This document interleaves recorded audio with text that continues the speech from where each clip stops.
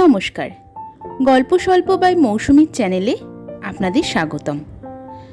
আজকে আমরা শুনব পঞ্চতন্ত্র গল্প সমগ্রের মধ্যে থেকে একটি ছোট্ট গল্প। গল্পের নাম কাক এবং ময়ূর। গল্প পাঠে মৌসুমী। শুরু করা যাক আজকের ছোট্ট গল্পটি। পুরাকালে বারাণসী রাজ ব্রহ্মদত্তের সময় বোধিসত্ত্ব একবার ময়ূর রূপে জন্মগ্রহণ করেছিলেন। যৌবনকালে তিনি খুব সুন্দর হয়ে উঠেছিলেন। তিনি থাকতেন এক বনে। সেই সময় কয়েকজন বণিক নৌকায় একটা দিশা কাক নিয়ে বাবেরু রাজ্যে এলো। দিশা কাক কাকে বলে জানো?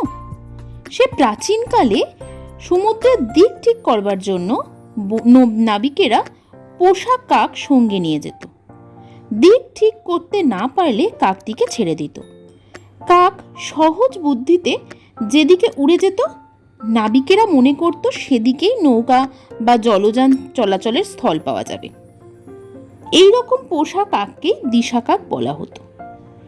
সে সময় বাবেরু রাজ্যে নাকি কোনো পাখিই ছিল না। বাবেরু রাজ্যের লোকেরা বণিকদের নৌকার মাস্তুলের উপর বসে থাকতে দেখে মুগ্ধ হয়ে গেল। তারা বলা বলি করতে লাগলো, দেখেছ জীবটার গায়ের রং কি চমৎকার! আরে আরে, মুখ আর ঠোঁট দেখো কি সুন্দর! জীবটার চোখ দুটো যেন দুটো গোল মণি। কাকের এইরকম প্রশংসা করতে করতে বাবেরুবাসীরা বণিকদের বলল, আপনারা আমাদের এই পাখিটা দিন, এটা আমাদেরই আবশ্যক। আপনারা তো নিজেদের দেশে অন্য পাখি পাবেন। বণিকরা বলল, যদি আবশ্যক হয় দাম দিয়ে পাখিটা কিনে নিন। বাবেরুর লোকেরা বলল, ঠিক আছে, আমরা 1 কাহন দিচ্ছি, পাখিটা আমাদের দিন।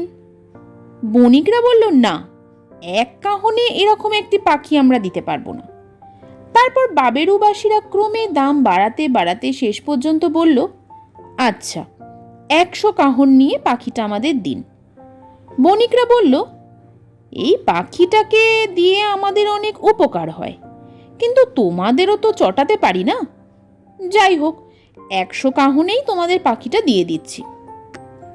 বণিকরা 100 কাহন নিয়েই পাখিটা বিক্রি করে দিল। বাবেরু রাজ্যের লোকেরা আগে কখনো পাখি দেখেননি, ফলে ওই গুণহীন কাকের আদর যত্নের আর সীমা রইল না। বাবেরুবাসীরা কাকটাকে সোনার খাঁচায় রাখলো। তার খাওয়ার জন্য আনতে লাগলো নানা রকমের ভালো ভালো মাছ, মাংস আর বন্য ফলমূল। পরম সুখে গুণহীন কাকের দিনগুলি কেটে যেতে লাগলো। পরের বার বণিকরা বাবেরু রাজ্যে যাওয়ার সময় একটা ভালো জাতের ময়ূর সঙ্গে নিয়ে গেল।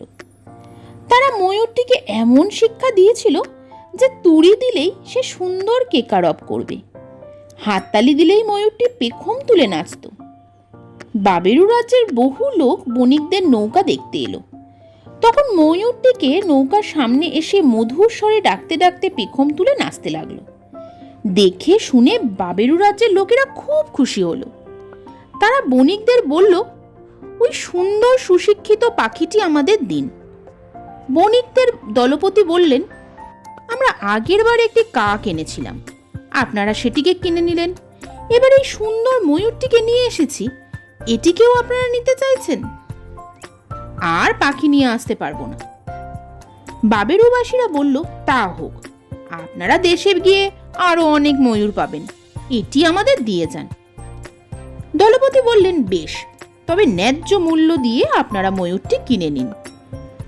তারপর মূল্য বাড়তে বাড়তে 1000 কাহন পর্যন্ত উঠল। বাবেরুবাসীরা ওই দামেই ময়ূরটিকে কিনে নিল। তারা ময়ূরটিকে 7 রকমের রত্নখচিত একটি সুন্দর খাঁচার মধ্যে রাখলো। তার খাওয়ার জন্য আসতে লাগলো নানা রকম মাছ, মাংস, বন্য ফল, মধু, খই আর মিষ্টি মেশানো জল। সবাই ময়ূরটিকে আদর যত্ন করতে লাগলো। ময়ূর আসার পর কাকের আদর কমে গেল।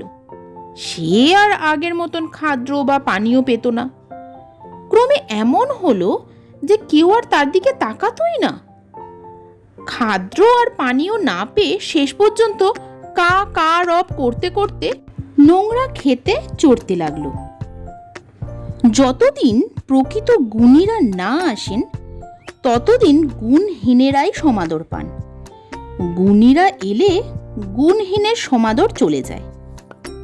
কাহিনী শেষ করে ভগবান বুদ্ধ বললেন, সেই জন্মে তিথিক নির্গ্রন্থ জাতিপুত্র ছিলেন সেই কাক, এবং আমি ছিলাম সেই ময়ূররাজ। নমস্কার। গল্প পাঠ ভালো লাগলে অবশ্যই একটি লাইক, কমেন্ট করে দেবেন, এবং এই ধরনের আরও অনেক গল্প শুনতে কিংবা বাংলা ক্যালেন্ডার সম্বন্ধে জানতে, একাদশীর ব্রতকথা, বিভিন্ন পুজো পার্বণের ব্রতকথা যদি জানতে চান তাহলে অবশ্যই করে চ্যানেলটি একটু সাবস্ক্রাইব করে রাখবেন।